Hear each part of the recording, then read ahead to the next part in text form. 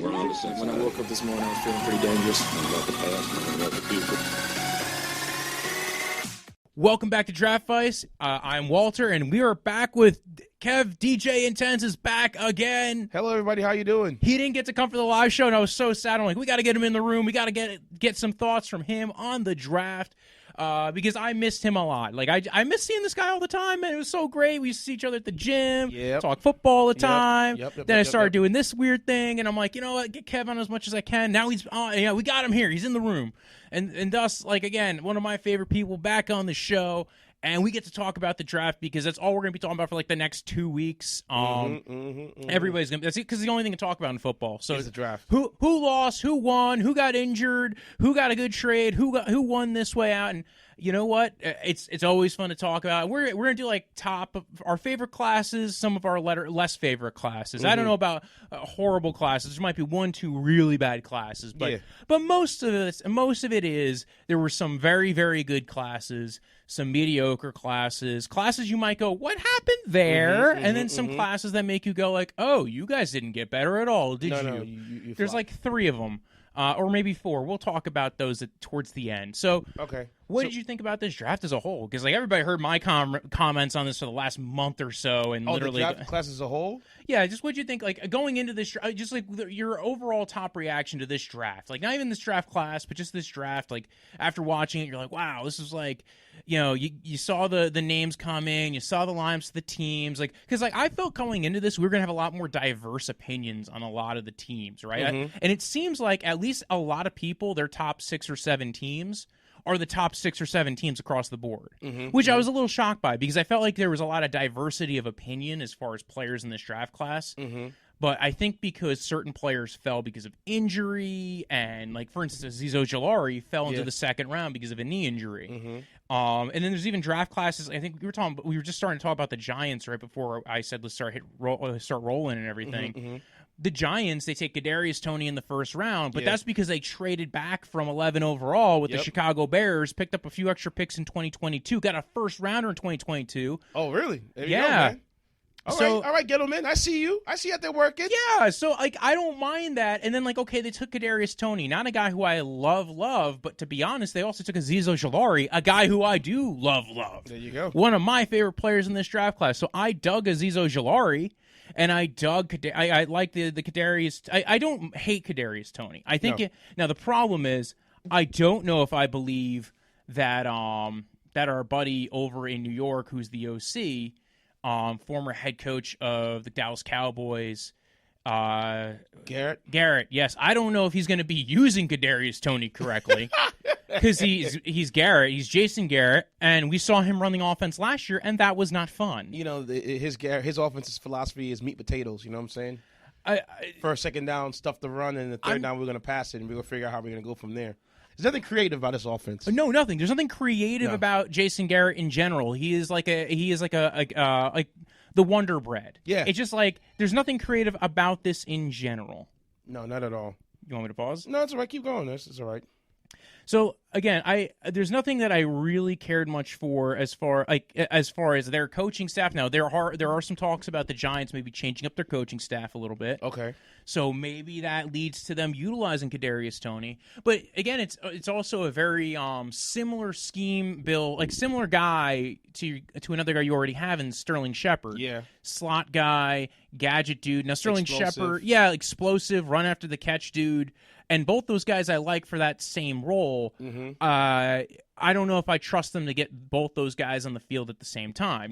Now Sterling Shepard hasn't always been the healthiest guy, but they did just extend him relatively recently. Well, yeah, and they went in off season and got a whole bunch of things to help make the team better. So we're going to see what they're going to do. Yeah, they got Kenny Golladay. They got the defensive back room is deep. Oh my God! Like if you think about it, they got Adoree Jackson. They got Logan Ryan. They have Bradbury. They had somebody else. They have Sam Beal, who they took in the what's it called? The draft that's not the draft. It's like the after draft kind of thing. It's the I don't.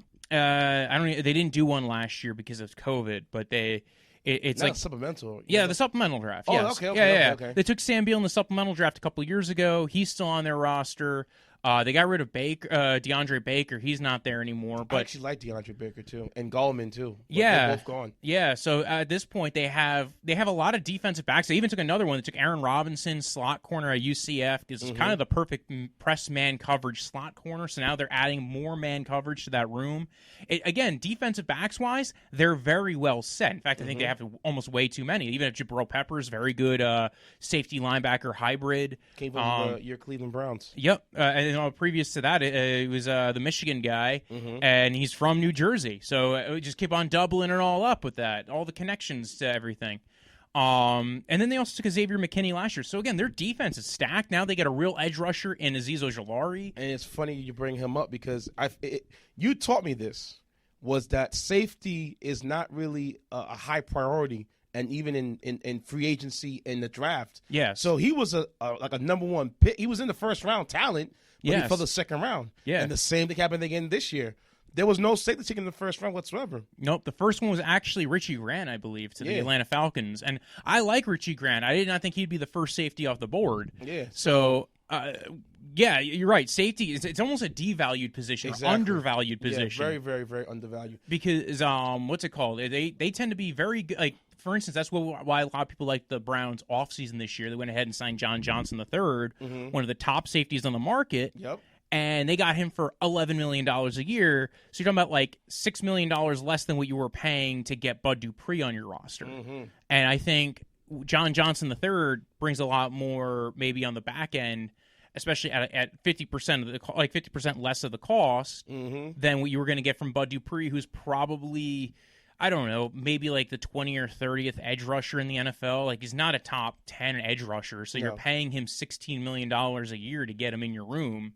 I think there was, again, like, safety is a very undervalued position. Very, very much undervalued. But again, they get Kadarius Toney, Azeez Ojulari. They get first and fourth rounders next year. Ellerson Smith out of Northern Iowa was a very good pickup for them. In fact, again, another guy they add to their edge room that I kind of like the Giants draft sneakily if you kind of swap the Kadarius Toney pick with Azeez Ojulari. Then I feel very good about it. So that's I feel like that's always Gettleman's drafts, though. His second pick's always better than his first pick. So, well, you told me the first pick is usually a luxury pick, right? And then the second and third is where you build your team around. Yeah. With him, well, him especially, he seems to. You can never gauge what Gettleman's going to do, and some teams, especially in the first round, I feel like you should go for best guy available, especially at a position of value. For instance, the Browns went ahead and they took Greg Newsome. Yeah, that was a outside corner, so a high-valued position.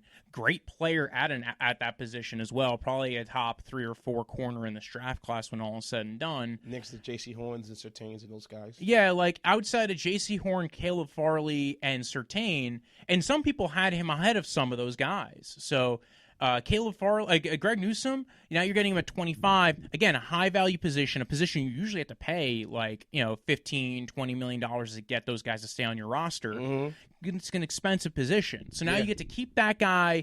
Now you get a guy in there that's at the higher value position. And then round 2, Browns go ahead and draft Jeremiah Owusu-Koramoah out of Notre Dame, a guy who people were thinking of taking in the first round. Yeah, but he had a heart issue. So that was a big question recently. Schefter reported that, but apparently all the teams cleared him of the heart issue. So that wasn't the reason why he fell, it sounds like. It's a weird thing because even the team and the player said, I don't know what they're talking about necessarily when they're talking about the heart issue. Like, it was something that popped up. They do all these clearances. Now, you're right. Maybe some teams are just so squeamish with that they went, you know what, we just want to touch it. But I think what really ended up happening is he's an undersized linebacker, kind of safety hybrid, similar to Isaiah Simmons. There was a lot of talk about Isaiah Simmons, with Vance Joseph not really working out last year. Now, keep in mind, that was 1 year in the NFL. Exactly. It takes a while. Yeah, that was his rookie year. You never know. Next year, Isaiah Simmons, we might be talking about as a Defensive Player of the Year candidate. Exactly. So, but again, because of that worry, I think teams were a little bit more squeamish. Not every team has a scheme fit for him. So Jeremiah Owusu, but by the way, Browns draft was one of my favorites. I could probably go deep into that draft. I already did an episode on it, but we'll talk a little bit about it, especially if you want to talk a bit about it. The Browns, you guys seem to hit out the park. Yeah, the first two picks, Greg Newsome, Jeremiah Owusu-Koramoah. Then they got Anthony Schwartz, the speedster out of Auburn. Yep. Followed up with Tommy Togiai out of Ohio State and James Hudson, offensive tackle out of Cincinnati. Then they went ahead and took Jeremiah Owusu-Koramoah's backup in Tony Fields. Mm-hmm. And then they went ahead and took a Georgia safety, LeCount, who got injured in a motorcycle crash, didn't test well at his pro day, but apparently when they looked at his GPS data, he had one of the best GPS data rankings. He had 90 percentile data rankings for his GPS. So again, and then they took Demetric Felton, one of my favorite players. So again, they were one of my favorite drafts this year. Even though I'm a Browns fan, I'm already biased, and it's like, No. Andrew Barry's Andrew Barry's already a very good GM, and he's only been doing it 2 years. I kind of dig it. But we're here to talk about teams that you liked and didn't like, and where you want to go. What team do you want to talk about next? I want to go. Can I do worst to first? Is it possible to do that? Or you want to switch it around? We could do a bad one. What was the bad one? The bad one. I feel like I'm beating a dead horse. You Texans, bro. Oh yes, no. They were bad. What can I say? You messed up. Do I have to do the rant again? Do I have to go on the rant of what you did for D-Hop? Do I have to do it again to you guys? Oh, we can't. Going into the DeAndre Hopkins trade's bad I can enough. still go back, but hey, whatever. I'll come forward. You had no picks. That you were the bottom because you had nothing to work with. I'm sorry. And their first pick that they spent was on Davis Mills, quarterback out of Stanford, who played 11 games has played 11 games. Listen, good developmental guy. Here's the thing. If I'm looking at my roster, I'm going, well, I'm going to probably have the number 1 pick overall next year. Why am I taking a quarterback in the 3rd round at the top of the 3rd round? Now, we might be bashing this pick, and then next year he's like the top guy there. And it could totally be that way. We don't know what Deshaun Watson is happening with his situation, but that's the other thing that's why that's why I think they drafted him was like, we don't know what's happening with Deshaun. He doesn't want to play with us anyway. Yeah. So we don't know. So if we get him in the room and we have Tyrod Taylor there, and we're kind of going to be a mediocre to bad roster. Mediocre. Yeah, I'm calling it bad. Yeah, bad to very bad. Bad to very bad. I'm sorry. I think they're in the running for the number 1 overall pick. So they're going to be the walking out of the AFC South. Yeah, so I think a good thing is I think I can't wait to see what the schedule. Any team that gets to play them, you get a good chance at winning. So exactly. Good on the people who have the Texans on their schedule. Because you let go of J.J. Watt, he was so fed up. Well, see that I don't think it was a mistake that they got rid of J.J. Watt because they needed the cap space, and I think that cleared out a lot of cap for them. I think the mistake with J.J. Watt was you could have probably got value for him. True. You could have probably renegotiated his contract, gave him like a signing bonus, converted some of that money, and got maybe a 3rd rounder. Mm-hmm. And yes, you would have maybe had to eat a little bit more money when you got rid of him. But whoever was trading for him was probably going to give you a pick to get him on their roster at a cheap value. There you go. Basically, you're doing a contract dump. You're eating some of the salary to get a higher pick for that player. That's what I would have done. That's what they should have done. But they didn't. Yes. Well, the Texans haven't hired me yet to run the Well, the Texans, they like the Patriots guys. So good luck with that. Yes. So Texans, Nico Collins, I didn't hate the pick of Nico Collins, but I believe they even traded up for Nico Collins too. So again, you're burning more picks. You kind of need every shot you could on that roster.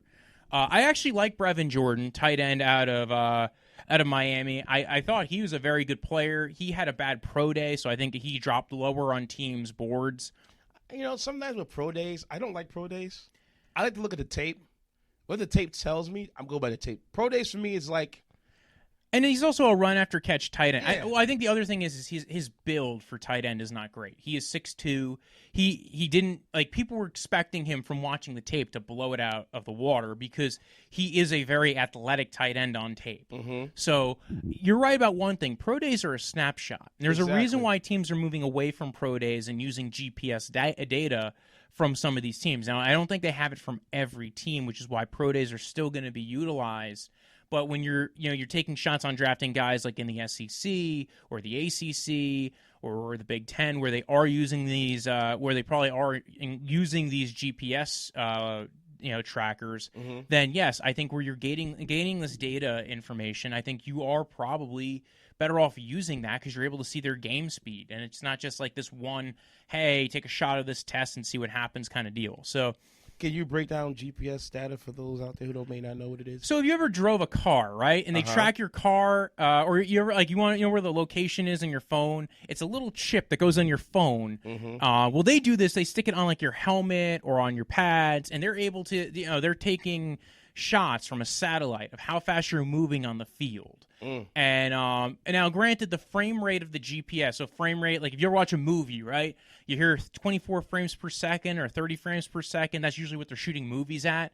Most of these GPSs are not going at that rate, which means that the data is not as refined as, say, the NFL. You ever watch NFL Next Gen Stats? Exactly. You're probably watching it. They probably have a higher frame rate of what their GPS data is going at, because again, the way that they're using more refined technology. They have millions of dollars to put into this, and it's all being utilized ubiquitously throughout the whole NFL. College.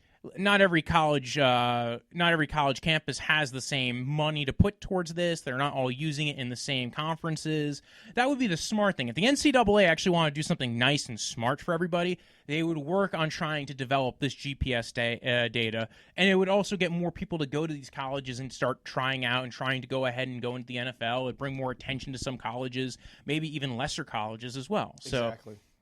I think that's something that the NCAA should look at. Some of the conferences should look at, especially if you're at a conference that has a lot of money, like the SEC or the Big Ten or the Pac-12, where your ACC, you have a lot. If your colleges already have a lot of money coming in, you could use that and then share it with everybody else and have them pay you a licensing fee to use this technology, this proprietary technology that now they get to, send to the NFL and their players get scouted. So, listen, I think it's a very unique way that they might start doing it.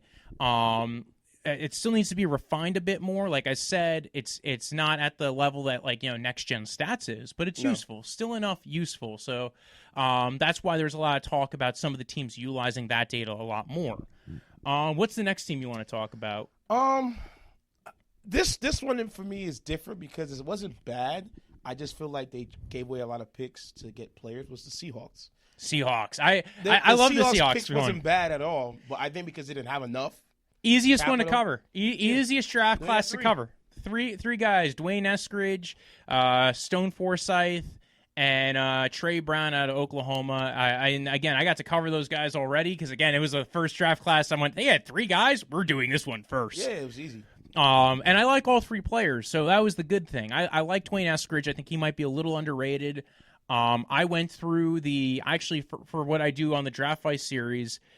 For the individual teams, when I do it solo, I go ahead and I watch all the GM and head coach interviews about the players, and I already did the one on the Seahawks. And from what they were talking about with the usage for with Dwayne Eskridge and how Pete Carroll was describing it, because keep in mind their new offensive coordinators coming from the Rams tree, and again how they were utilizing jet sweep motion last year. McVay was utilizing guys, kind of getting them in motion, trying to create space on the field, trying to get space on the field, trying to create issues for linebackers in their reads and their keys. So with a guy like Dwayne Eskridge, you now have Dwayne Eskridge, DK Metcalf, and Tyler Lockett. All those guys are super fast. Yep. Super quick. Dwayne Eskridge ran in the 6'3s. 6'3", 40, 6'3" something, I think it was a kind of, not 6'3", 4 threes. Sorry, I'm doing bad math there. No. I was thinking, I was doing 3 cone times with 40s and stuff like that. No, he ran in the 4 threes for his 40. He's a very fast player. He went down to the Senior Bowl, showed out. One of my favorite players in this draft class. I think that he might get a little underrated. He might have some drop issues, but here and there. But I think that's fixable. I think it's correctable. Yeah, over time. And again, if you're getting balls thrown to you by Russell Wilson, it's different than when you're getting balls thrown to you at Western Michigan. I think he could actually handle being on the outside. I've seen him deal with press and proper press man coverage where they're utilizing jams at the line of scrimmage. CMU does it quite a bit, Central Michigan, and I think that when I saw that on tape, I said, this guy can be an outside receiver. He could be the next Terry McLaurin. Terry McLaurin was another one of those guys I think went my fantasy hero, by the way. Yes, dude, but again, it's a guy who went, second, third round range, same range that this guy went in. And he went and he was, but he ran the 4 threes. He was an older prospect like Dwayne Eskridge, and he wasn't utilized at his college a lot for production purposes. Dwayne Eskridge is relatively new, And what Terry McLaurin did when he was at Ohio State was he was the outside receiver, whereas they were targeting a lot of the inside receivers, the guys who were running crossers all the time. He was the one taking the top off the defense, but because everybody was getting separation, in the center of the field, it didn't really matter if Terry McLaurin's taking the top off the defense. Both those guys, I think they're all. I think Dwayne Eskridge might be this year's Terry McLaurin. That would be my guess on it. Yeah. Who's again, and like I said, I like Stone Forsythe. I think he actually could have went a lot higher than this, been a solid tackle for any team that took him as like a mid-round tackle kind of prospect. And then Norwood, I think, will be a very good coverage player. I think it's again, they had to add to that room. They lost Shaq Griffin to Jacksonville. Yep. They did sign the San Francisco corner, not Emmanuel Mosley, the other Akilla Witherspoon. So they signed him in free agency to a 1-year, $4 million deal. They still have Trey Flowers. They still have DJ Reed, who they actually said DJ Reed was one of the reasons why they thought about Trey Brown, because they're like, well, we saw a smaller guy deal with that on the outside. We don't mind having smaller guys on the outside, and if we can't stick them on the outside, we could stick them in the slot. But now we have a good variety of like 4 guys deep that we kind of really like. Yeah, you know how the Seahawks do it. Yeah. And then after that, I think everybody really nailed their draft. There was no really draft that was like, oh, this was terrible. No, there was no terrible ones. There were some very good ones, right? Like, after that, everybody else really did their job. Like, I like the Jets draft, right? Yes. Elijah Vera, and I had issues with the trade up. I didn't care much for trading up for Elijah Vera Tucker. But if you want your guy, you're going to go get it. Yeah, I get that aspect of it, especially if you sat there and said, you know what, we think that Elijah Vera Tucker is of the quality of Zach Martin and Quentin Nelson, that he's going to bring an element to your offensive line that you just don't have to worry about. And he's probably close to that level good, at least coming out as far as a prospect goes. He did play tackle last year. He's previously played guard. He'll probably line up on the left side of the line. So now you got him and Becton on the left side of the line. Oh, my gosh. Now you just kind of got to figure out what you're doing for your center, right? Center will probably be Connor McGovern. Right guard, I don't know who's going to be right guard. It's going to be a plug-and-play guy. Maybe. This is why I had a problem with how they drafted a little bit. Not really a lot, because when you think I like all 4, I like the top 5 picks for the Jets, right? Yes. Zach Wilson, I think, is a solid quarterback. I'm excited to see what he does at the NFL level. The Zach Wilson kid, man.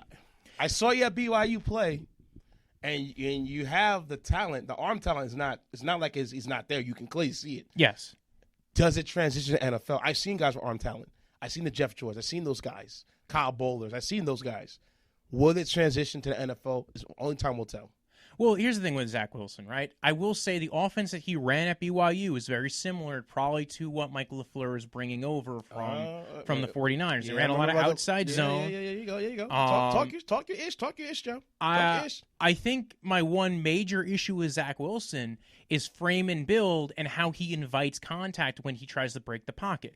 He is very good at the thing that I think they really liked about him, and I have not done the Jets episode yet, but I have actually watched the interviews with Saleh and Joe Douglas, and one of the things they really liked about Zach Wilson was his ability to create off a script. When the game goes kind of awry, he can make everything rework again, right? So it's like a Russell Wilson type of magic he does? I would say closer to the Mahomes category than what Russell Wilson does. More close to like what Baker Mayfield does all script. More close to what... In fact, I think that was maybe the better comp for him, was maybe a combination of Baker Mayfield and Johnny Manziel. The Baker Mayfield element being a little bit taller than those guys too, but he has like the Baker Mayfield... game's going off script, I'm going to make something out of this play kind of deal. I think he's a little bit more athletic than Baker Mayfield. I do think he has that. That's why I said with a little bit of Johnny Manziel to him. Also in the way he runs, in the way that he will go ahead and invite contact. And the problem is when you're playing at BYU, that's not a big deal because you're running over guys and taking contact from guys that are not that big. Yeah. At the NFL level, that's going to be a bit more of a headache. And again, we're talking about guys who are, again, BYU is like the guys that BYU were playing this year were not guys that he would be playing even like if he was playing in the SEC. Yeah. We're talking about NFL players he's going to be running into, guys who are like, and they're going to take his head off. Well, imagine he runs into Zaven Collins like that. He's gonna get 270 pounds of Zaven Collins in your face is not fun. No.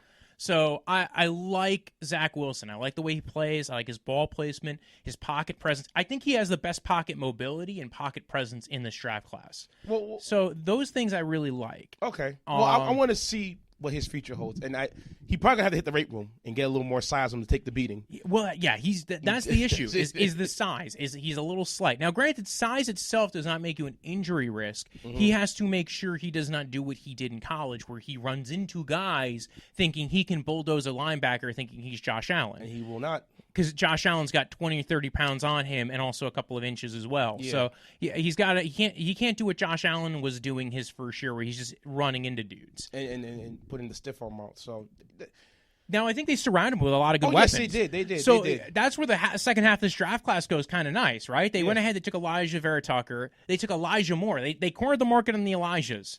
All different spellings too. Elijah Vera Tucker has the A. Elijah Moore, one of my favorite players, has it with an E. See, and it's funny because Walt and I went in a group chat, and I said, if they can get that kid the Bears took and put him on the old line, because I like Kevin Jenkins. Yes, I did.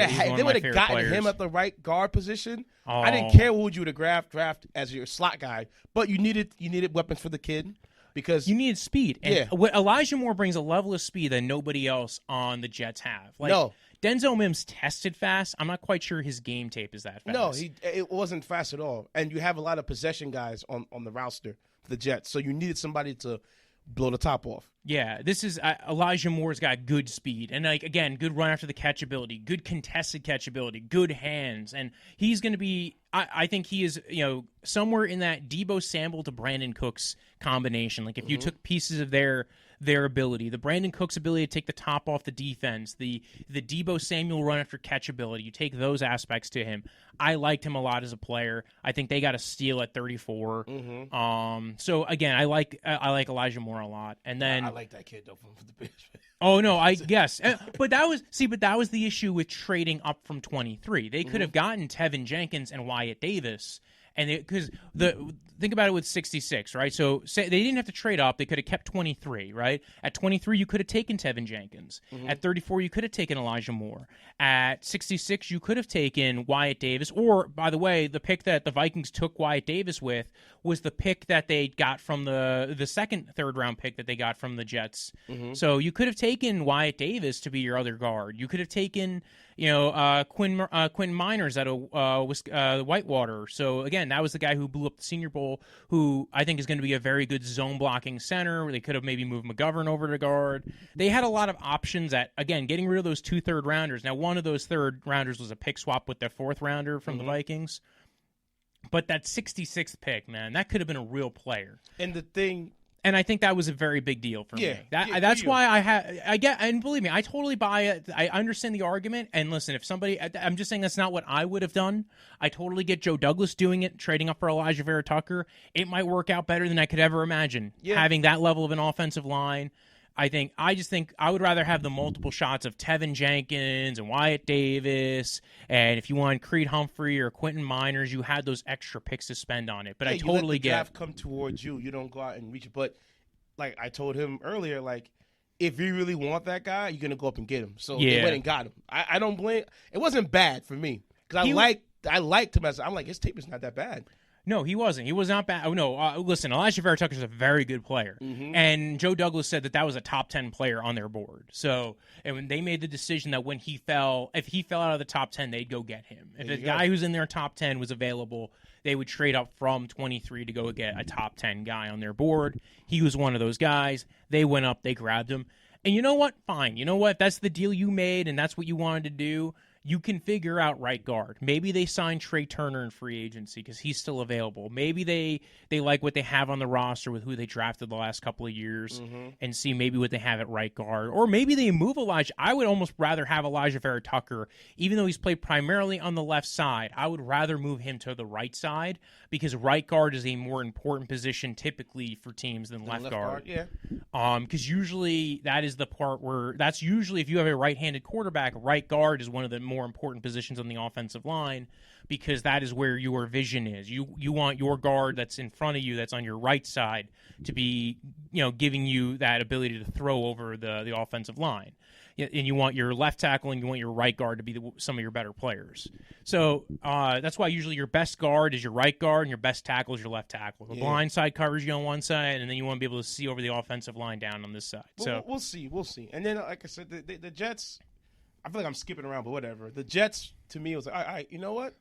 I'm actually going to finally see what Joe Douglas is about. Yeah. Because you know who we had before as our head coach. I don't need to say anymore. Good riddance to that guy. Well, like I said, I like Robert Saleh. I think he's really good. I like the coaching staff he's brought in. I like that he brought LaFleur. He brought the old offensive line coach from the 49ers. I definitely think, like, if you're taking LeVera Tucker at 14, he's not a bust at least. No, like, there's a risk that guys that you take later on are going to be more likely to bust. I like Michael Carter, who they took in the 4th round. Think about it. Guys who, think of all the other running back, right? Yeah, it was a running back. He was the guy that played with the other running back in North Carolina. They just ran. Javonte Williams. They ran. Their boys can run. Yeah, from North Carolina. I'm like, woo. Because I think they had a tape when they had like 200 yards apiece. Yeah, he was good. He's the better game, pass right? catcher too. Yeah. So I'm like, woo. All right, okay. I see what you guys doing at the Jets. You're making it basically San Fran West, East Coast. So I see what you're doing. So I'm gonna have a good eye on what the Jets are gonna have the future holds, because it seems like a whole culture shift from the Gates onto the Robert Saleh and LaFleur era. So we're gonna see. And I like what they did with Sherwood and Hamza Nasruddin, and I think they're going to be playing them closer to linebacker, like a linebacker safety hybrid kind of deal. Again, the interview with Saleh, he even hinted at that. He called them linebackers, and he made a very good point where the distinction between box safety and linebacker is not a lot. So I kind of like what I got from the interviews with him. I like Robert Saleh too as a head coach for the Jets. I think it was about time. And then the second Michael Carter they drafted, the cornerback from Duke, they might be playing him more at free safety, was what I got from their interview. Then they already have, oh my gosh. Well, he's more of a backup. Like, they have Marcus May. Yeah. And Marcus May really showed out. I didn't really, when it was him and Jamal Adams as the backfield, it was mostly Jamal Adams who did the dirty work. And Marcus May was like the quiet eraser. But when they let Adams go, you saw Marcus May really shine out. I said, okay, this guy is a stud. Because they got him at the second pick, right? Second round pick, right? Yeah. So, no, he's turned into a great player for them. They also have Ashton Davis, who they drafted last year.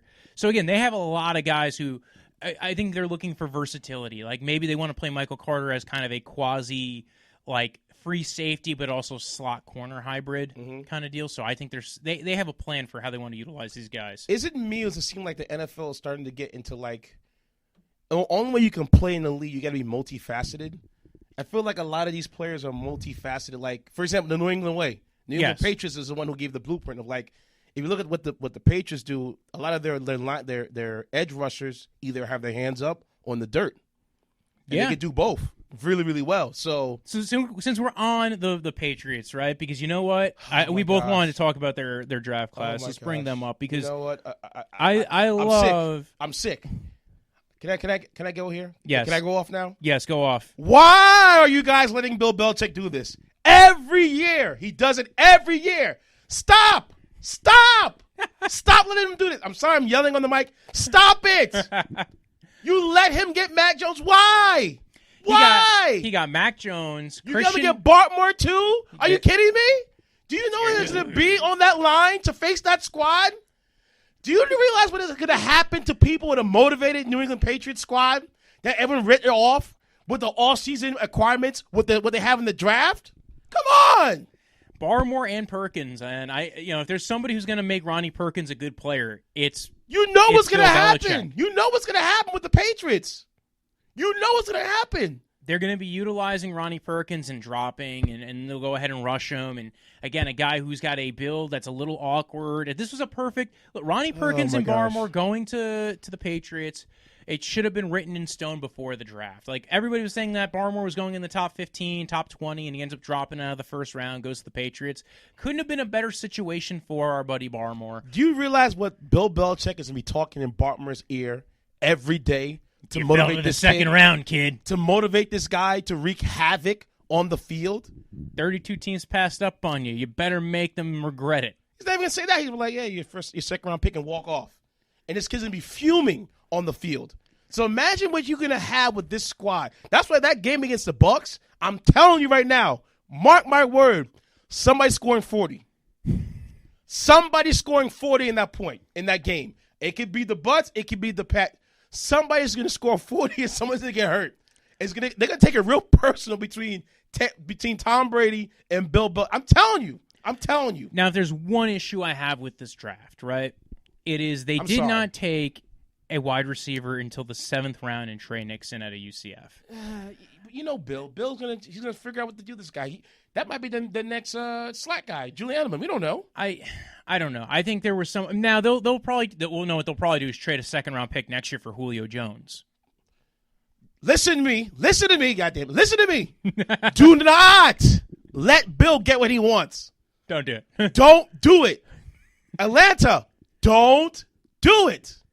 He's going to clear all their cap out. Atlanta, don't do it. Don't let Bill call you up, butter you up, and say, listen, I'll give you a second and this guy. Atlanta, you want to... You want some... Because, Julio doesn't want to be there anymore.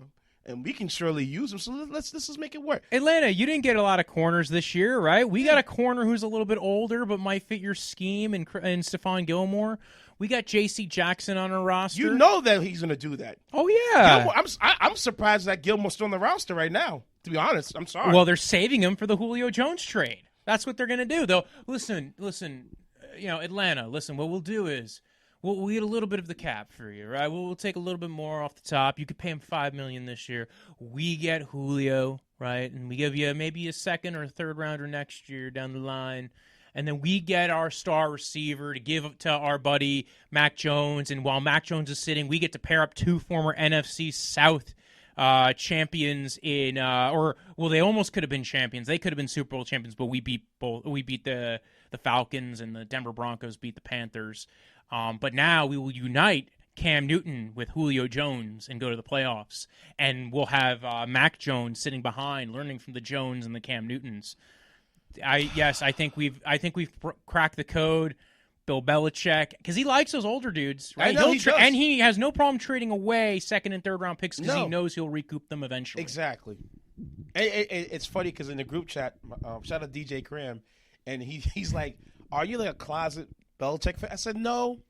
I think for me, over time, you respect him. I respect this guy. He's a genius, and watching the Table 2 Bills, because Bill Parcells and Bill Belichick, we got to learn the history about those two guys. Watching that dynamic work, I said, man, I like this guy even more. Because we forget that Bill Belichick helped the Giants win those Super Bowls. Yeah, listen. You forget about that. You know that, right? Yeah. I know your history. Yeah, listen, I think that people underrate Bill Belichick, even as he is called the greatest head coach of all time. Like, it's such a weird thing. And people are like, oh, he's done. Oh, it was always Tom Brady. And I think he's looking at it. He's like, listen, we have all this extra money. We're going to throw it like we're going to be throwing a badass party. Watch. I'm telling you. Listen, that AFC East, because that AFC East might look like the AFC North, how it is right now. Like, somebody in that division is going to be going like 7-9, 8-9. You know what? It's 8-9, right? Yeah, 8-9. 8-9. 9-8, 8-9. Or 7-10 or something like that. And they're going to be like a strong out. So don't sleep on what's going to happen in that whole division. I think personally my Jets, but hey, whatever. I think the Jets have one more year of growing. I think they will probably be an 8-9 team. Yeah, they're gonna. I think the Jets are the bottom, but don't pencil them in like, oh, it's the easy win, because I don't think so. No, it's not. Not with Salah and that whole crew over there, and Joe Douglas running things down there. Finally. Well, also they don't have corners. Like, that was the one issue I have with the Jets. Right? They didn't draft a corner. They didn't sign any corners. They said, what are corners? They have a bunch of safeties. They drafted, like, Michael Carter. They drafted a couple of random corners on day 3. But, like, they really didn't make that a priority, which was one of the issues I had with the Jets draft. Because, again, like, it wasn't like there weren't any corners they could have that maybe would have fit that scheme. Like, Fetu Melifonwu went in the 3rd round, like late 3rd round. Paulson Adebo went in the 3rd round.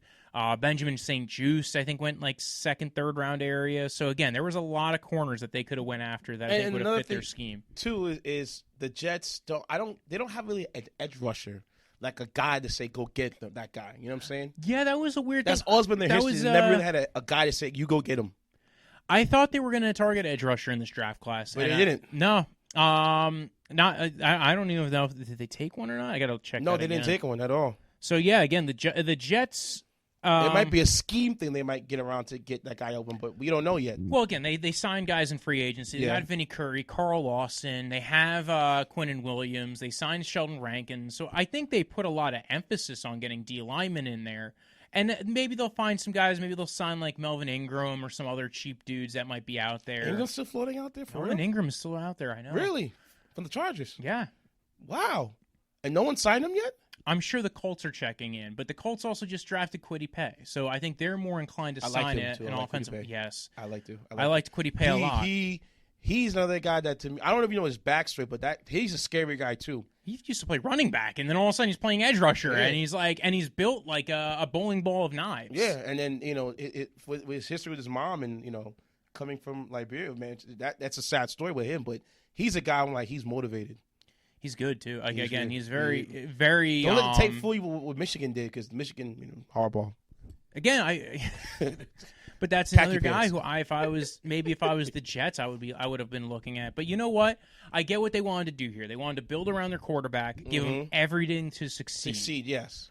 And I think that was a mistake they made with Sam Darnold the first time. And they have 2 firsts and 2 seconds next year. So when they get an idea what their offense is, they'll look at their team. They'll go, okay, next year's the defensive build. Okay. And I think that's their plan. I think they have an idea of what they want to do. Once they have an idea of, okay, maybe we need to still figure out right guard next year or this year. Maybe they'll trade for guard. There's still teams that have, I know there's teams out there that have a lot of offensive line depth that might be willing to trade, that maybe are looking to acquire defensive line talent or corner talent or safety talent. So again, there's teams out there that I think they might be able to trade with. Let's go to another team. We talked plenty about the Jets and the Patriots. Jets. I'm sorry, I had to go there. I think another team that did well. We did your Browns. Yes, they did very well. The Vikings, low key to me. I like the Vikings. Low key, they had you hit out the park, you addressed your needs. You know what I'm saying? Wasn't like the home run, but you can remember last year they had a lot of holes. They did. Well, and so here's the thing. I thought they were really going to address edge rusher early. And I think if Kwity Paye didn't go to the Colts, because remember, they traded back. They got those extra third-rounders. Exactly. I think that was a big deal for them. They traded back. They move all the way to the back of the first round. And then Kwity Paye goes 2 spots before they draft. I think Jalen Phillips goes 18 overall. So they're sitting there going, the top 2 edge rushers are off the board. I guess they didn't really like Jason Owe. I thought Jason Owe would have been a good fit for them as well. But again, so they didn't take an edge rusher. Instead, they took Christian Darrisaw out of Virginia Tech, a guy who they might have been thinking of taking at 14 anyway. So they get him. They take Kellen Mond at 66 overall, top of the 3rd round, which I thought was a little weird. I don't mind it because I think they only have 2 more years of Kirk Cousins under contract. And listen, if this guy develops... Kid for Kirk, baby. Listen, if this guy develops, you let Kirk walk in free agency. Like he always does, and he gets paid. And yeah, he'll go get paid by somebody else. You'll recoup a comp pick from him. You now have a cheaper quarterback to deal with if Kellen Mond develops, and I think Kellen Mond can develop. And then the rest of their draft was kind of interesting. They took a lot of shots, right? Chaz Surratt out of North Carolina, kind of a more of a coverage linebacker kind of guy. Wyatt Davis, if they take Wyatt Davis where they took Kellen Mond, I would have been fine. So again, they get a right guard to pair up with their left tackle. They have Ezra Cleveland, who they drafted last year, who they played at left guard. He played well at left guard. They have Brian O'Neill, who they drafted 2 years ago or 3 years ago. He's playing right tackle for them. They'll probably extend Brian O'Neill eventually. So they're fixing their offensive line. The only issue they really have on offensive line now, as far as going forward, is center. I'm not a huge fan of Garrett Bradbury. I think he has that issue of he's not a good pass blocking center. Just listen, run outside zone with them all the time, and you'll be fine. But if you have to actually drop back and pass, well, at least now you have other guys on your offensive line who could pass block. But I do think they have to fix that issue. That's why I think Quentin Miners should have been on their list as well, because I think he would be a better version of Garrett Bradbury. But to me, the Vikings on the outside never had the issue, because you already had Justin Jefferson. That was a steal for me. No, wide receiver, they don't need anybody for wide receiver. I mean, they still should have maybe addressed it. They didn't take a wide receiver until round 5 with Emir Smith-Marset. I think they could have went earlier on that, mainly. But again, I don't hate any of the picks they took in the 3rd round, because they had 4 third-round picks. One I didn't like. I didn't like Patrick Jones out of Pittsburgh. I was not a huge fan of Patrick Jones coming up. I don't think he's a bad pick for them, but I wasn't a huge fan of the pick. So, but again, I think they'll be fine. I think their first 5 picks were totally reasonable picks. Yep. They wanted to adjust edge. Janarius Robinson out of Florida State, round 4. I thought that was a very good pick. So they take 2 shots on edge rushers in the mid rounds to some pair up with Danielle Hunter, with Janarius Robinson and Patrick Jones. I think that's fine. They also took Jalen Twyman like in round 6. I'm not overly eager about him. But overall, I think they took a lot of shots. Again, the extra 3rd and 4th round picks I think very much helped them. Yes, it does. The Kellen Mond thing, I did think it was funny that RG3 went on TV, was doing an interview and was like, listen, he actually was like giving his kind of talking down on Kirk Cousins. Like, hey, he's not liking this. Now, of course, he doesn't like this. He wants to cash his paychecks. He doesn't. And I kind of felt like it was a little bit of salt from a former teammate.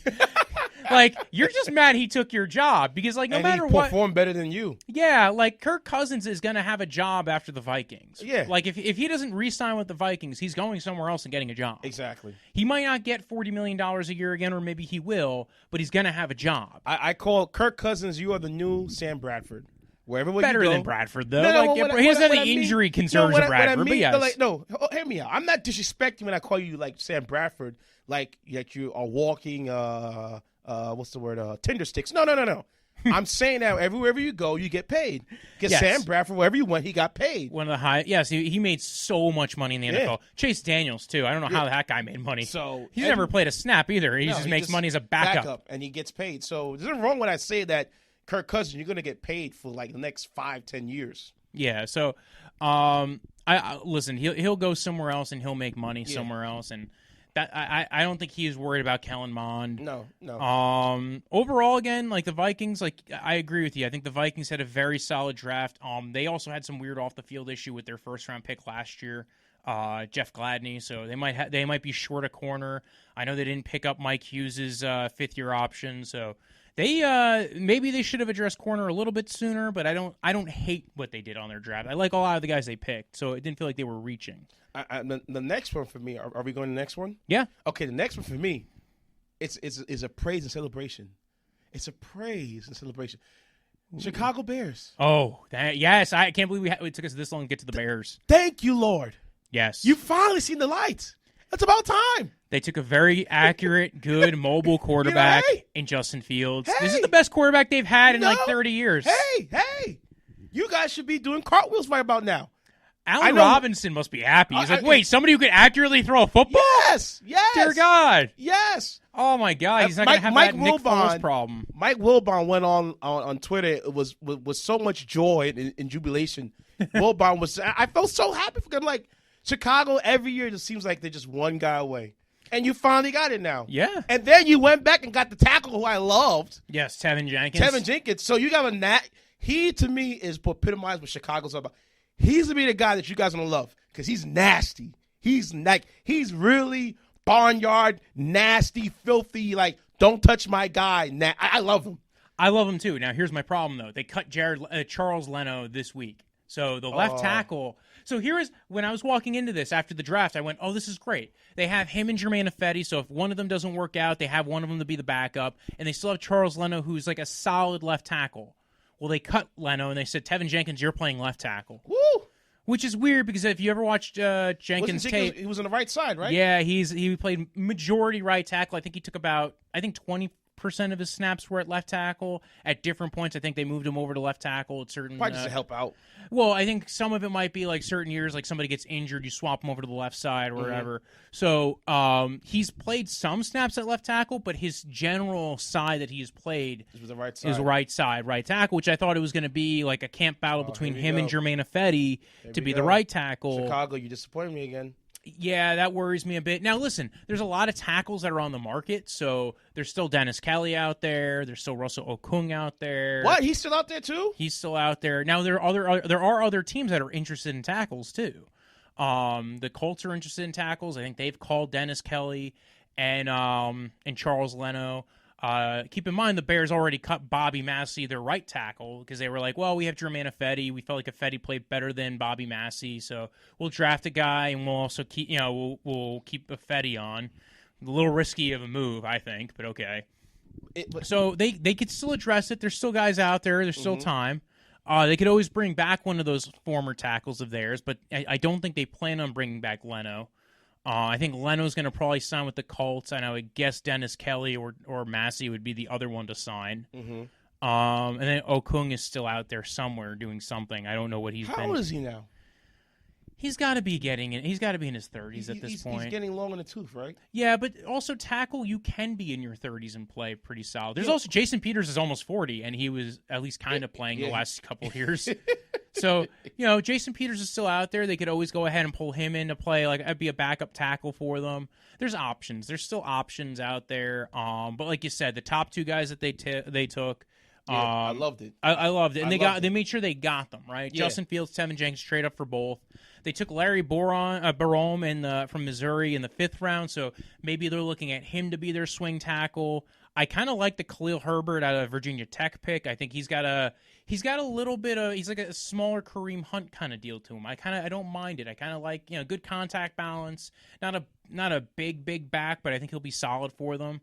Daz Newsome, again, there was a lot of talk up until now. I think there's a lot of talk they might trade Anthony Miller, and I think that's kind of gone away a bit now that they got now that they have Justin Fields. I think they signed Marquise Goodwin in free agency. Ooh, that's nice. There was the guy that they drafted. I keep forgetting his name in the 5th round last year, 4th round last year. They took a wide receiver who also has a lot of speed to him. They got a lot of track stars on that team, and they just signed Amir Byrd, formerly of the Patriots and of the Arizona Cardinals and a few other teams, but he's another guy with speed. So they're looking to get a lot of speed guys on that roster, it looks like.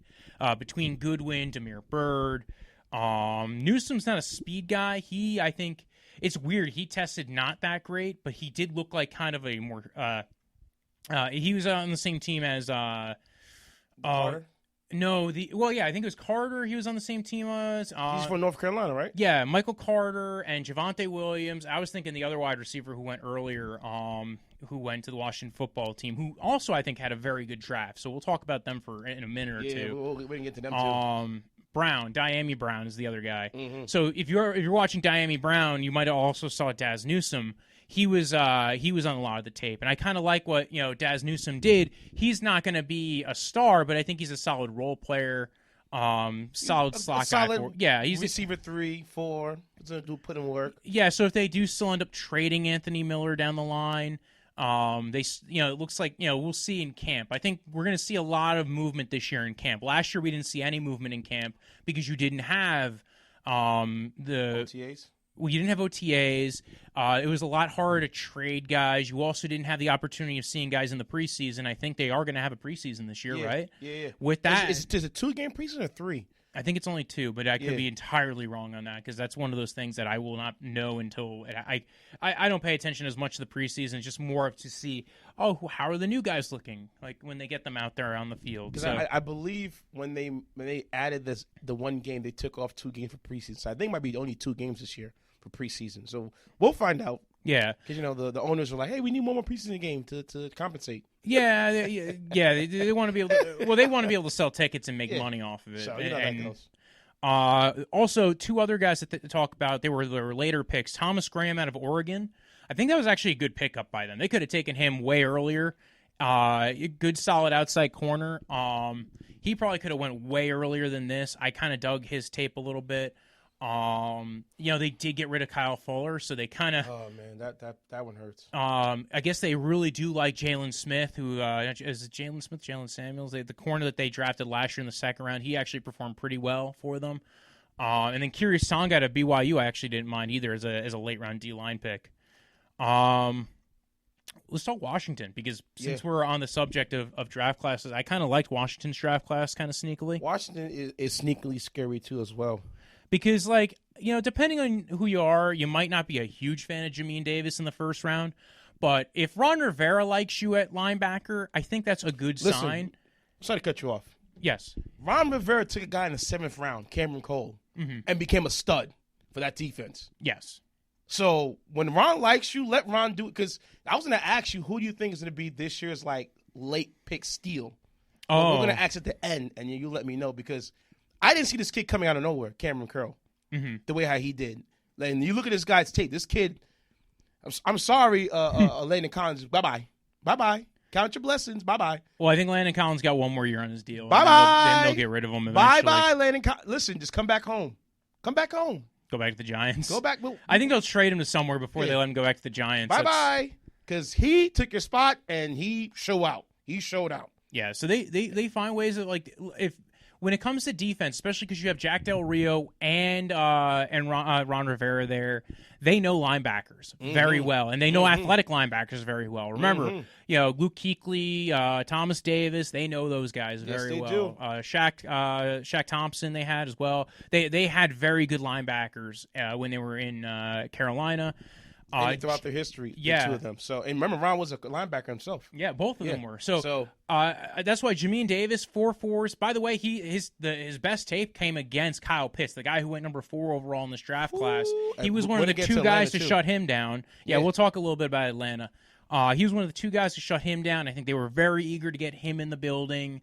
To get a very athletic linebacker behind their very stout front 4 or front 7. Now they have a stout front 7. I think that was the idea. Yeah. Had a very good year. I think some people are a little bit worried about, like, why hadn't he played until this point? Why was this kind of one-year wonder? But I don't mind it. Again, I think linebacker is a position that is sometimes hard to scout. So some people, if they could scout it well, I'm going to trust their opinion on it. I like this kid because, like you said, he was like a silent kind of guy. He came out of nowhere. Like, people didn't know about him, and then he blew up his pro day, and then there was like, he's going in the first round. And ran in the 4.4s, very athletic. Again, he has that ability to be that difference maker at linebacker, I think, for them. So I kind of like the pickup for them. He, especially if you're playing guys who are, you need to be your front 4 are going to keep the guys off of you, right? Because you have Matt Ioannidis and John Allen and Hand and Chase Young and Montez Sweat and those 2 right there, Montez Sweat and Chase Young. My God, you got a deep defensive line rotation that is very good, and now you just wanted that one linebacker who can be very good in coverage, but also very good in run support. His nose in there. Yeah, so I think they dig what he can do. But I think what really sold me on their draft class was day 2. Samuel Cosme out of Texas, Benjamin St. Juste out of Minnesota, Diami Brown, all 3 of those guys I really liked. I'm interested to see how they want to use Benjamin St. Juste, because I think they might start playing a lot more press man coverage. From what I've seen, they signed William Jackson III in free agency. They bring in Benjamin St. Juste. If they're not playing more press man coverage, I'd be a little worried. Well, not with Benjamin St. Juste, but more with William Jackson, because that's exactly what he did well. And I think you can kind of do a lot with Benjamin St. Juste if you coach him up in that regard to get him to be a press man corner. They still, I think, have Fuller and Moreau on that roster. They still have a solid cornerback room. Diami Brown, to add Diami Brown already to a receiving room of Curtis Samuel and Terry McLaurin. People were talking about him being a top 50 pick, and they got Curtis him. Samuel's over there now too? Yes. So now you have Diami Brown on one side of the field. He could be your split end.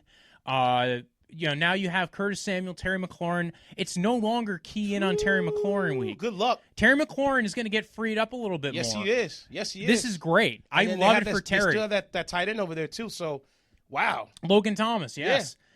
So who is it? Is their starting quarterback going to be Fitzpatrick and the other kid? What's the kid name? I think it's going to be I think they're going to start with Fitzpatrick, and then Taylor Heineke, they'll give him a couple of shots to do it. And I think they would have looked at quarterback if one of those day 2 guys fell a little bit.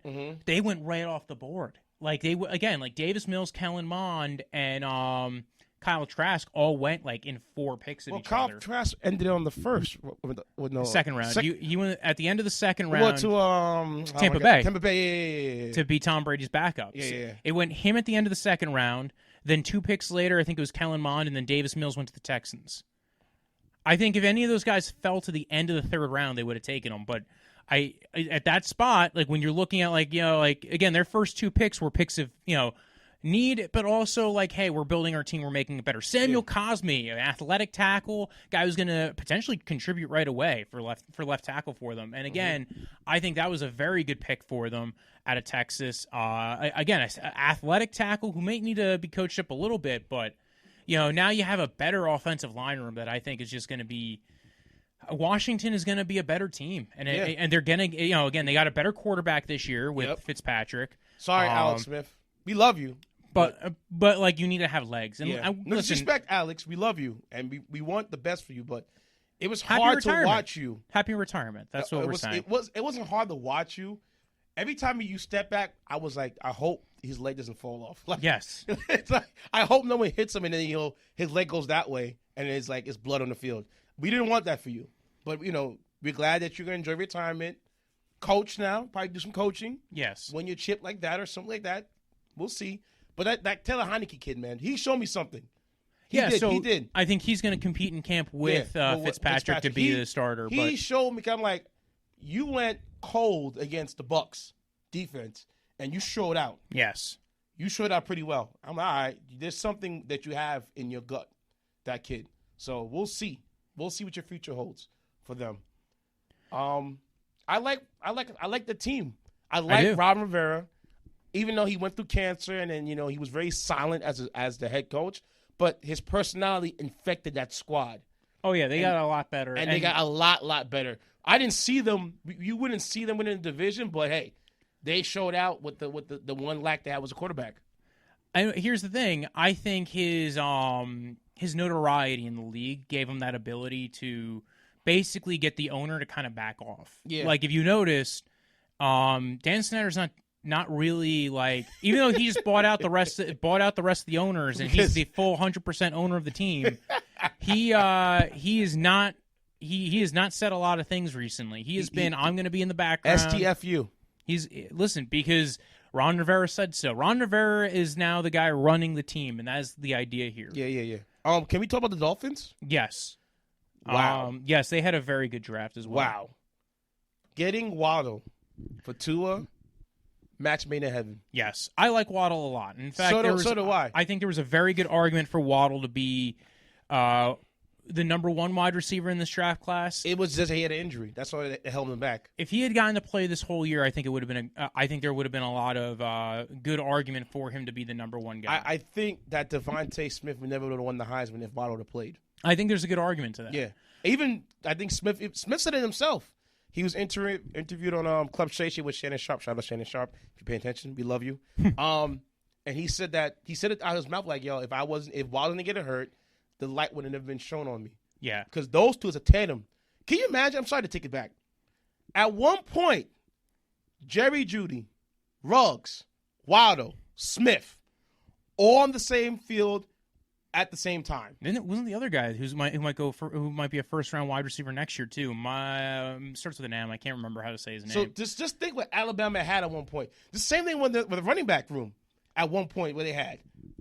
So yeah, they had Derrick Henry, Alvin Kamara. Oh my gosh, it was a lot of guys. Because even if you guys know Kamara, Kenyon Drake was there too at one point. Kamara had to transfer out to Tennessee because it's crowded in here. Yeah, and he showed out. It's a good thing for him. Yeah, but still, all that one, and even the quarterbacks. Yes, you had Jones, Tua, and you had Jalen Hurts. So wow, the other Jalen. Wow. Jalen Waddle, I love. I like the speed. Yeah, I like the smoothness. There's a very good argument for him being the number one wide receiver in this class. He should have been. And like, I get the argument for Jamar Chase there too. Again, if it wasn't for the injury concern, it wouldn't be it wouldn't be that big of a deal. Jalen Phillips, I liked a lot too. He had the concussion issues. But that's a flyer. Would you call it a flyer? He's still in the first round, so I don't know if that's a flyer. I think it's more along the lines of he is a player. I think he's a very good edge rusher. Mm-hmm. I think they had the ability to take that risk and just go with it. Okay.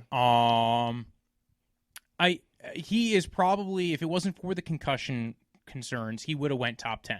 Okay. But because he had 3 concussions, one because of a dirt bike accident, he was He had to medically retire from UCLA, then go to Miami. Ooh. So, yeah, that was why, that's why teams... red flags over there there. I don't know. If just by you saying those couple things, I would never take him the first round. Yeah, well, that was kind of my concern as well. I think there were teams who had him off their board. I probably would have as well because for me, and I know the stats on this, the 5-year survival rate for a player in the NFL, if you don't have concussion history, right, just not having concussion history, 36%. When you do have a concussion history, it's 11%. Yikes. Yeah, so that is a big deal. That is a huge risk. That one-third shot of you 2/3 of a chance that your player is not going to work out for you. Look at Luke Kuechly. And of all the injuries to have as far as a risk goes, it's a head trauma. Yes, where it's not like you can play through it. You have an independent neurologist you have to go through to get to play. So that is the risk there with Jalen Phillips. He gets one concussion, he could be out for 3 months. Did he go through the I guess the independent neurologist for the draft, or teams didn't look at him like that? I don't know how they handled that. I honestly don't know how that was handled this year. I don't know how teams felt about those medical red flags. That's either a big risk. In the first round, you could have got somebody else. Well, but here's the thing. Miami's the one team that could take that risk, right? Because they have multiple first-round picks. They had 2 first-round picks this year. They have 2 first-round picks in 2023. So I think they felt comfortable about it. Javon Holland, I kind of wasn't as big of a fan on Javon Holland. But I think he was a fine pick on day 2. I just think he was taken a little high. I think he was the first safety out the board. Maybe it was either him or the Atlanta pick. I think it was him because I think Atlanta picked 2 picks later. So Javon Holland, I thought his better position is outside corner. He never played at outside corner, but he didn't play slot corner like you would want to see him play slot corner to feel good about him playing slot corner in the NFL. And there's talk about him being a safety, but he didn't tackle or attack the way you want a safety to play. Just stick his nose in there? Yeah, he didn't hit like a safety. Now maybe they feel better about his coverage on the back end. So you think it might be like a free safety? I think it might be well, I had Ricky on and he was talking about his usage and he's like, what you could see him maybe being is we thought the Patriots would be the perfect team to take him. Now you're getting Brian Flores taking him. Well, but it's the Patriots way. Very Patrick Chung-esque player who who I think it has a very good versatility to him. My issue there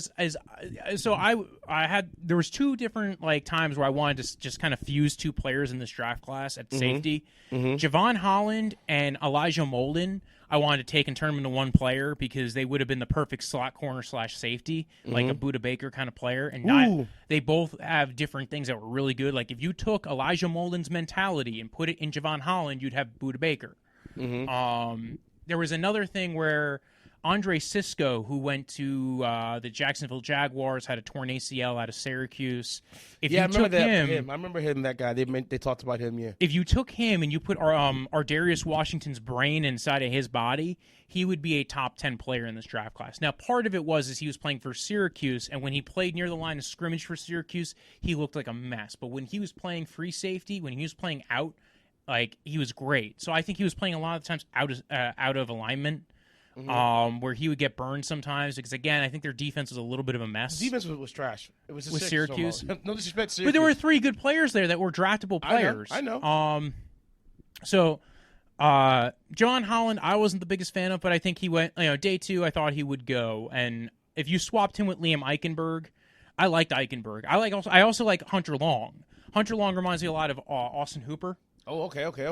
As far as a player, a solid blocker, solid receiving option, not the biggest athlete in the world, but I think he will be a solid tight end at the next level. And then Liam Eichenberg, if it wasn't for the fact he had 32.5-inch arms, I think he would have been taken first round. He has short arms. Yeah, he did not have the best wingspan, best arm length or wingspan in this draft class. And to be tackled, you want to have long arms to just knock him back. So I can see that, yeah.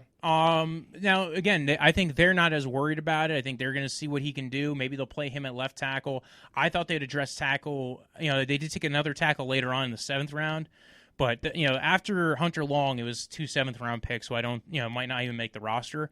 I think those top 5 picks were all very good. Again, they have picks going into the future. I think the Jalen Phillips pick I felt a little worried about because of the concussion history, but there were people who wanted him to go top 10 even with the concussions. I feel a little bit more nerve-wracked about that. I don't know if I wouldn't have taken him.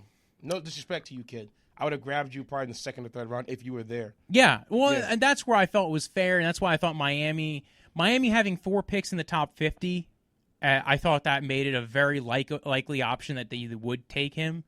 And then they did, so I think that worked out for them. You have what do you want to do? One or two more final draft classes? I think the steal for me was you Falcons, man. You got the tight end that you wanted, man. Kyle Pitts. Listen, I liked that Kyle tape Pitts. on him. You're looking at Shannon Sharp all over again. No disrespect. I compare him to Shannon Sharp of that pass catching tight end where you can't guard him. He's great. Listen, he's one of the best players. He was one of the best players in this draft class at all. He was him and Penny Sewell. Penny Sewell and Jalen Waddle and Jamar Chase. I think there was an argument for the top 3 receivers, the top 2 tackles, and Kyle Pitts. But as Kyle the non-QB Pitts, options. Wow. I mean, he literally could be played at wide receiver, except for the fact that he's so good at tight end, you could play him at tight end. Yeah. This is why I did the video recently talking about the Julio Jones thing, and I think that them taking Kyle Pitts frees them up to do that because they still have Calvin Ridley on the roster. Now, I would love to see an offense with Kyle Pitts, Calvin Ridley, and Julio Jones. Woo-hoo! I would rather see that because I think that just gives you all the options. Woo-hoo! But and they didn't take a wide receiver in this draft class until the 6th round, so that might still be an option for them. Mm-hmm. They did take Richie Grant in round 2, more of a single high free safety type. Well, they lost their safety, so. Yeah, and I think he's going to be a better version of what Keanu Neal and he's not. Keanu Neal was more of a strong safety kind of guy, but they also had the Devontae Casey, who both those guys were coming off of injuries anyway. Richie Grant though reminds me of Marcus May and Marcus Williams. Yes. Very good, versatile free safety kind of guy. A little bit older a prospect, 24 years old.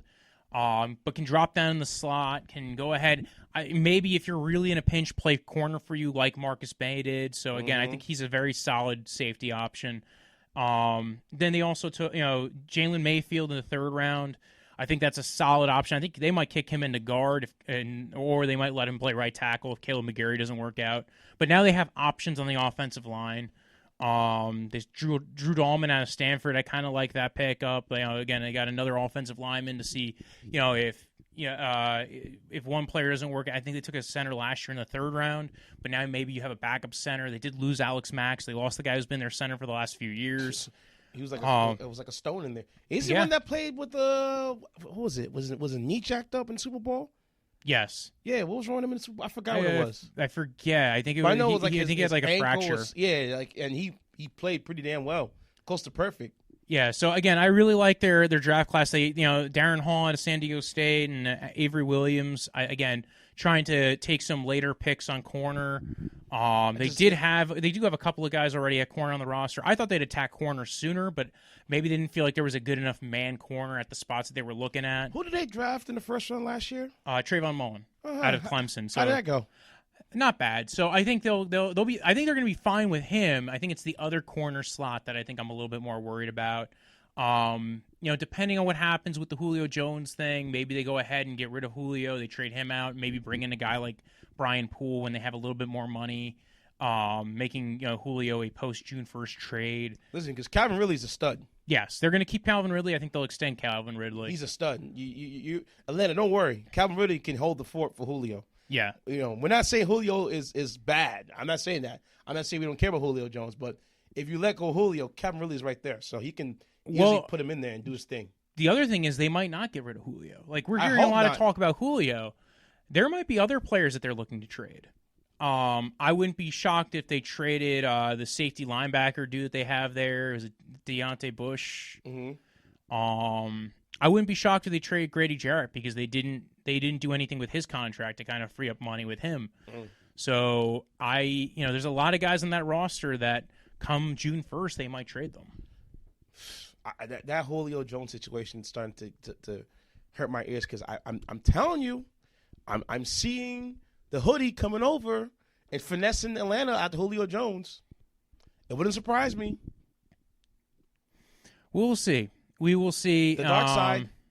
I think they might. I think they'll see how their season's going too. I think they're going to see what they can get out of the guys they have on the roster. But there is a lot of talk that they need to kind of get rid of a couple of contracts in order to sign their rookies that are going to be coming in off this draft class. Any final classes you really wanted to talk about? Any final teams? Okay, so here's the one that kind of confused me. You Cowboys and you Eagles. Cowboys and Eagles trading with each other? No, I'm not helping you out. Are you kidding me? No. I'm not giving you... Because I'm telling you right now, if Devontae Smith comes back to haunt the Dallas Cowboys, you did it to yourself. I mean, yes, but keep in mind, he was either going to the Giants or the Eagles. True, but I'm not. So they just got an extra third-round pick. Regardless, he was going to be in the division. I all you do is get a third-round pick to help screw the Giants and give the Eagles a guy. Keep in mind, the Eagles don't have a quarterback. In fact, I think it would have been a worse situation if the Eagles had traded up and gotten Justin Fields. So, like, if anything, I think they both screwed the pooch on that because they could have taken Justin Fields. Yeah, I don't know. I don't know. That one is like, what? Because when I saw on the ticker, I'm like, Eagles trade with the Cowboys. What are you talking about? And I thought it was a mistake. Yeah. And then it was like, no, they actually traded with the Cowboys. I'm like, what the hell what did he have to do to get that deal off? And then he found it was a swap of the first and the third, right, for that pick? Yeah, they just swapped. They traded a third-round pick to move up. That was, my big thing with their draft class with the Dallas Cowboys, it's all dudes have had off-the-field question marks. Yes, and shout out to Undisputed, because your boy Skip Bayless, he went on an epic rant I'd never seen before. Usually Skip is so optimistic about his squad. He was really like, no. He didn't like any of them, except for Michael Parsons, but he's like, but even he has an off-the-field thing going on. These feel like the rebels. It's kind of like, the Raiders all over again. With these, troubled guys coming in and like... Yeah. Micah Parsons had the off-the-field when he was in college where they were doing the hazing thing. Kelvin Joseph literally got suspended for a bowl game while he was at LSU and then had to transfer to Kentucky, and then they basically asked him to opt out because they were tired of him lollygagging at the end of the year, kind of being half in, half out. You see? Osa Odigizua and Chauncey Golson, those were, I think, like the cool picks. Like, they didn't have any off the field. But I also don't think they were kind of more floor guys. Like, they're going to come in. They might be rotational edge rushers for you. Mm-hmm. Osa can also play D-tackle 3 technique for you. They didn't get a nose tackle in this draft class. I mean, I don't know if Bohannon – I actually don't know what Bohannon's measurables on that. Because we were so sold – I'm sorry. We were so sold on Patrick Surtain, and when he got off the board, it was like, all right, screw it. They had to trade back because they were a little nervous. Nash and Wright might have been a little bit of a stretch of a pick. Jabril Cox was a good pick, but now you're taking 2 linebackers. Josh Ball, he had a huge off-the-field thing go on recently. Talk about it.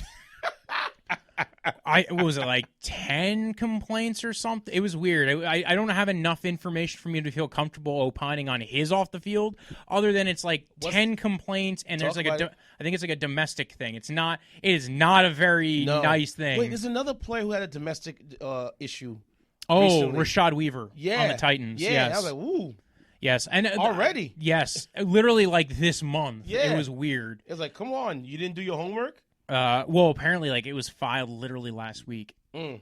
Like, the criminal complaint was filed last week, literally the day of the draft or something. Yeah. So it was like, that's so bad. And Titans have not had good luck with that kind of stuff either. No, because even the same kid from last year, Isaiah Wilson. They don't know whether is he still on the squad or they traded him? No, he's a free agent now. They traded him to Miami, and Miami waived him. They're like, we're not dealing with this guy. This is nuts. So because he doesn't know if he wants to play or not. Yeah, so sorry to scramble you guys. Browns actually signed a guy who was kind of like that with Malik McDowell recently. Mm-hmm. Former second-round pick of the Seahawks, has not played a snap in the NFL because he got into an ATV accident, and then he got arrested multiple times, went to jail for a little bit. So some of those guys need your boys' help, man. Come talk to me. I'll get you right. Right? You guys need like one of those. You need a mentor. Guy, you need to mentor you. You know what I'm saying? Is that your next thing? Yeah. DJ Intence, spiritual guide. That's it, man. I'll help you out, man. Let me get in your head because I would tear you down and build you right back up. I don't care how mad you might get at me, but you know why that should be? Because facts. Because you're effing around. Stop. But yeah, going back to that picks spot, it was weird. I'm not. Because if you can go to the Eagles, if you want to see the Eagles one, yeah, it's like. They had some very good picks though. So think about if the Eagles went ahead and didn't well, here's the thing: we don't know what would have happened if the Eagles didn't trade up to 10, because maybe the Giants still trade back from 11, maybe not. Mm-hmm. If maybe the Eagles get the call from the Bears to go ahead and swap picks and get a first rounder. So at the end of the day, I don't think it really changes much, other than Dallas got a third rounder for taking a guy they probably would have taken at 10. Mm-hmm. So I don't know. I don't mind it that much. Eagles got their guy in it. They still screwed out the Giants. So I think for those teams, it's all kind of the same. They're going to beat each other up regardless. I also like what the Eagles did. I like Devontae Smith as a player. Yeah, who doesn't? I like Landon Dickerson. I think he was one of my favorite offensive linemen to watch in this draft class. Now, he has injury concerns, so that's going to be a big red flag. Well, but that was why he fell the second round.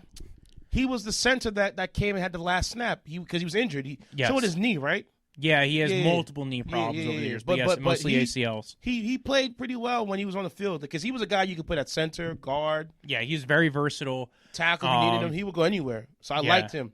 That might be the replacement for your boy Kelsey. We don't know yet. I think that's what he's there for. I think he's going to be able to not play right away, let him rehab a bit, play Jason Kelsey his final year, and they get Landon Dickerson in the room. If they have to, they could play him at left guard as well, or right guard if Brandon Brooks isn't back. But Devontae Smith, I was like, no. I'm sorry. I'm like, that's like your worst nightmare. You had the guy in that spot. You gave him up, and he's going to come back to haunt you. But here's the thing: Dallas wasn't taking him, and I said before, Dallas wasn't taking him, but it's still like I'd rather they traded somebody else. But again, if that's the call that you have on the board, and you're getting the most amount for that pick, I get it. I get both sides of it. You get an extra third rounder that helped you go ahead and build out your roster a little bit. Landon Dickerson, Milton Williams is very athletic D tackle. The reason why they drafted Milton Williams is they traded back 2 picks for an extra 6th rounder, and apparently it cost them Alim McNeil, who went to the Lions. Lions also had a really good draft too. Yeah, Penny Sewell went over there. Yeah, Penny Sewell, Levi Muzariki, Alim McNeil, Amon-Ra St. Brown, Efetu Melifonwu. Their top 5 picks are all good players. And I really like their draft. With the Penny Sewell, don't be surprised if he becomes, HOF. Maybe.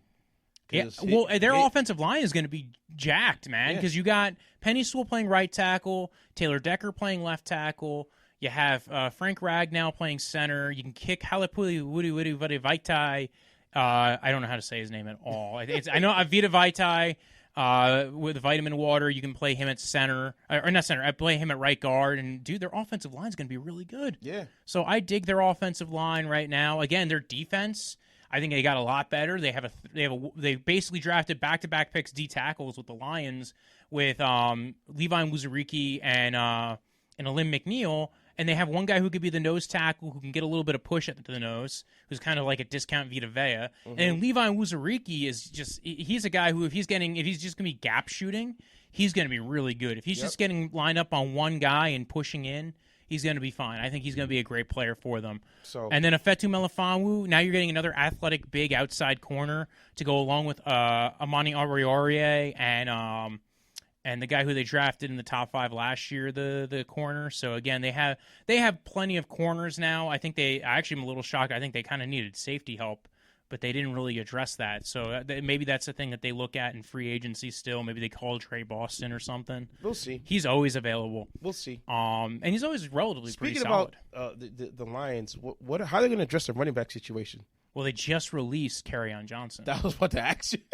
Well, they drafted a running back 2nd round last year. What's his name? The kid out of DeAndre Swift. Yeah, out of Georgia. Over. So, and they can run him out of the slot. He's very versatile. I'm shocked they got rid of Kerryon Johnson because it's a relatively cheap contract anyway. It wasn't like they had to get rid of him. Maybe he just wanted to go. Yeah, maybe they just they were looking to add new guys to the roster. I'm curious to see if he actually gets waived or if somebody offers him a pick for the player at this point. Because again, if I'm a team that's maybe looking for a solid backup running back, there you go. Now you can go ahead and bring him on your team. He's not going to cost you much. If I'm the Giants, maybe I look at him because again, you don't know what the issue is going to be with Saquon Barkley. The Jets could take him, but they also took Michael Carter. But again, he might be a guy who might be very good for your scheme fit. Mm-hmm. I think the Eagles had a very good draft. I think the Lions had a very good draft. Like I said, the top 5 picks for the Lions I really liked. All the way down to Amon-Ra St. Brown, who kind of reminds me a bit of Juju Smith-Schuster. Another USC guy. Plays big, plays like a big slot role. Maybe he isn't actually that big, but he plays big in the slot. Wasn't great on the outside, but they don't need him to play on the outside. It kind of also reminds me a bit of Cooper Kupp. So, again, a guy who they could kind of move around. Who doesn't like Cooper Kupp? What? Who doesn't like Cooper Kupp? Well, exactly. Like you're getting a guy who kind of has that similar mold to Cooper Kupp where big slot kind of guy, you can move him around the line of scrimmage. He's going to be kind of more of a run after catch guy, a really athletic kind of dude.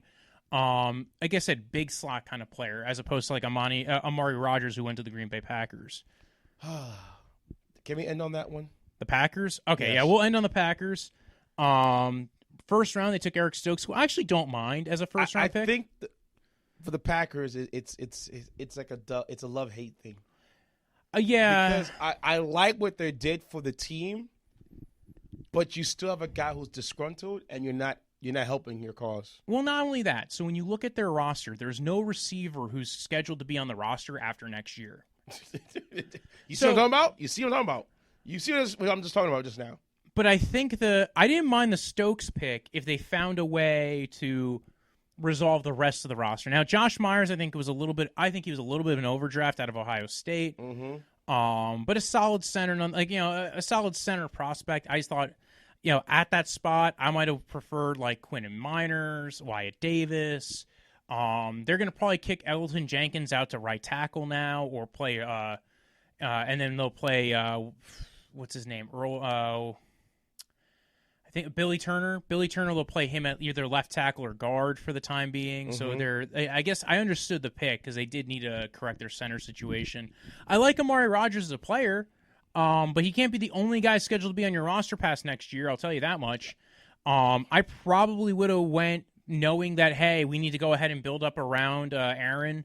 I probably would have went Elijah Moore earlier. Yeah. Get a guy. There. He was there. He has good run after catch ability. Kind of has a very similar, role. Could have a similar role to, like I said before, about Deebo Samuel and Brandon Ayuk. Yeah. Guys who, again, are in the Shanahan offense. They, I think you've seen those kind of guys get utilized like that. Not like they can't do it with Amari Rodgers, but it's a different level of speed with him. So because the Packers really didn't have that slot speedy guy. No, they had MVS, but I don't think MVS is going to be the guy. He's a role player. I'm not disrespecting him when I'm saying that. I'm just saying he wasn't like he's not your little smart and gone. No, he's not that guy. So you didn't help the main guy who got the MVP for you last year. Nah, so I get why I would be a little annoyed, especially if you were looking at other players. Terrence Marshall was there as well. I think around the pick 62 point. They could have gotten him, Terrence Marshall Jr., who the Carolina Panthers took. Panthers as well had a great draft. Yes, they did. So I'm excited to see what Sam Darnold actually going to do down there. Yes. He's finally going to have something to work with. I don't know how much I buy about the Aaron Rodgers situation. It's starting to sound like it's a lot of people near the team saying things, and I don't know who to buy about any of it. So I'm going to wait to make an opinion on it when it actually happens, if a trade happens. Or if he says, F you, I'm taking a couple of years off. Or if he goes on Pat McAfee's show and tells everybody what's actually going on, because he's been very silent. He hasn't said anything. Yeah, He's been talking on his behalf. Yeah, so the only people I really respect when it comes to the Aaron Rodgers stuff is Pat McAfee and A.J. McCarron, because those guys actually know him. Not A.J. McCarron, A.J. Hawk. Because those guys actually know him and hang out with him. So when they say something about it, I will listen. Other than that, I don't really care what people who are beat writers are saying about it. Mm-hmm. Yeah, outside of that, I don't. There's nothing stellar about their draft. There's nobody who I was really a big fan of outside the top. They addressed the team needs, but it wasn't like, okay, Yeah, there's again nobody who I was really overly excited. No late round steals or anything. The last one I think I want to talk about quickly because I mentioned them, Carolina Panthers. Whew. Talk about filling out the roster. Yeah, so Terrence Marshall went 2 picks before them, so maybe they could have traded up and got Terrence Marshall Jr. if they were worried about a guy falling. But again, Carolina Panthers took J.C. Horn in the first round, 8 overall. Like him. Love him, one of my favorite players. Because he's not scared to go against number one in the travel. Yeah. That's the one thing I liked about him more than I like Patrick Surtain. Like, to me, Patrick Surtain is that solid guy you leave there, but J.C. Horn's a guy like, all right, that's your number one. I'm going him. Yeah, and he's going to press you he's in the slot, he's gonna stick his hand in outside. there, he's going to do what he has to do. So, yeah, I like J.C. Horn a lot. One of my favorite players in this draft class. So. And one of the first guys I watched in this draft class, and I fell in love right away. Terrence Marshall was not a guy who I was a huge fan of, but at pick 59, I thought it was a very good pickup for them. He gets to rejoin with his offensive coordinator. There you go. From college with Joe Brady. Brady Christensen I liked quite a bit. I think a lot of people started pushing him up their boards later on. I think third round is the exact place he should have went. I thought he was a third-round tackle, and he went in the third round, and that was probably the perfect spot for him. I thought that was he could play guard. They might kick him into guard depending on who wins their tackle battle, but they could also play him at tackle and play somebody else at guard. They think they brought in Pat Elflein and Cam Irving, so they're going to have a fight down there. You know what I'm saying? And you get to where you get to, and then that's it. Yeah, and I also like the Tommy Tremble pick.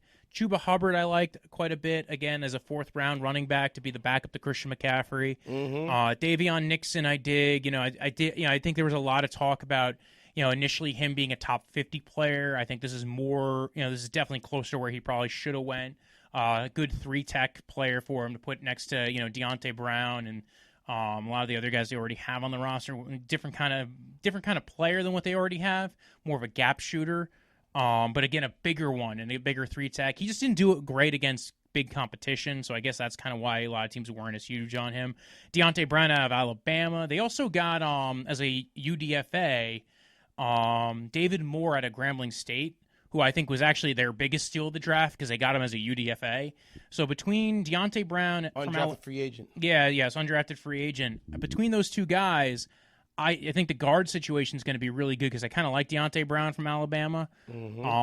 Big dude. I wanted him and Ben Cleveland to go to the Jets, so the Jets could have the biggest offensive line in the NFL because they'd have like 3 guys who measured in over 350. Like it would be the biggest O-line ever. And then you look at Moore from Grambling State, and he's actually 6'2", but very stout and very stacked. I think he'd be very good at guard. And then Shi Smith, I thought, was a solid slot pickup. I think you look through that whole list. I think it was a great pickup. Tommy Tremble, solid blocking tight end who might be able to do more than what he did in college. I think his best tape's ahead of him. Overall, just love that draft class. Tremble was a guy on the tape. It didn't look. He does dirty work. Yeah. So that's why you said that I liked him too because he was a guy that. So I'm gonna go punch you in the face and block you and take you out off the field, and he did it. Like, if there's a Jonnu Smith in this class, the initial people were talking about Brevin Jordan as Jonnu Smith Jr. I think Tommy Tremble kind of could be in that mold of a Jonnu Smith or even just kind of a hidden gem that you get later on in the role of George Kittle, where he played the other parts well, and from the little parts that you saw him catching, he played really well. So any final thoughts on this class as a whole? I think this draft class as a whole was one of the best because you basically had 2 years worth of like tape from last year and this year. So you had a lot of players that should have been higher, but they fell in later rounds. So it was okay. There were guys who went straight undrafted who I thought were going to go like rounds 3 and 4. Like the talent in the UDFA, the undrafted market was insane. It was high. It was really high. Browns got Marvin Wilson as a free agent. If they had taken him any time on day 3, I would have been happy. Yeah. Ardarius Washington went to the Baltimore Ravens. If he had gone anywhere on day 3, about the Ravens about the first round pick. The wide receiver, but another time. Yeah, another time. There's plenty of there's so much, and I'm sure we'll get back to talking about. Even just going into the season, just all these draft classes. So, again, it was a fun draft. I think it was a draft of very diverse opinions. Deep. Yes, it was very deep at weird positions. Like, it was deep, and then there was, like, not a consensus opinion on certain players. So, Overall, I liked it. It was a fun year. I'm glad to have you back on. Thank you. To get you back in here. I haven't been avoiding him. It's just I've been working and trying to make ends meet. He's been working and I've been avoiding him for some weird reason. I don't know why. No, he's been working and then just things have to line up perfectly. Exactly. But it was great to get him back in here to hear a bit about what his opinions were on this draft class. To go over some of our favorites on here, our top whatever 8, 9, 10, and some of the lesser favorites as well. But again, thanks for coming on. If you want, you can follow him at DJ Intence and the podcast On the Record, which I'll get him on to talk on our show about law stuff and sports stuff too as well. He's always invited. Oh, so that sounds like a fun time. I'll definitely hop on there. Yeah. And then you can follow me at BROJO, Death is in the End of Life, Punch like a delicious drink you drink in the summer. You can follow the podcast at Draftvice on Twitter, at Draftvice_football on Instagram. And take care. Fall out. I'm not doing any more midnight mock drafts because there's nothing to mock draft anymore. But I will find something else to live stream sometime soon. Fantasy's coming pretty soon. Yes, that'll be the next Dynasty thing. picks if you had any Dynasty picks coming up. Yeah, that'll be the next thing when those things come up. Dynasty but I got to break down tape for some of those guys. When I do my rankings for fantasy, it started out looking at who did well last year, look at tape for guys who might take the step forward, look at guys who maybe didn't do as well and why didn't they do as well and what might have changed. So it'll be a process, and I'm excited.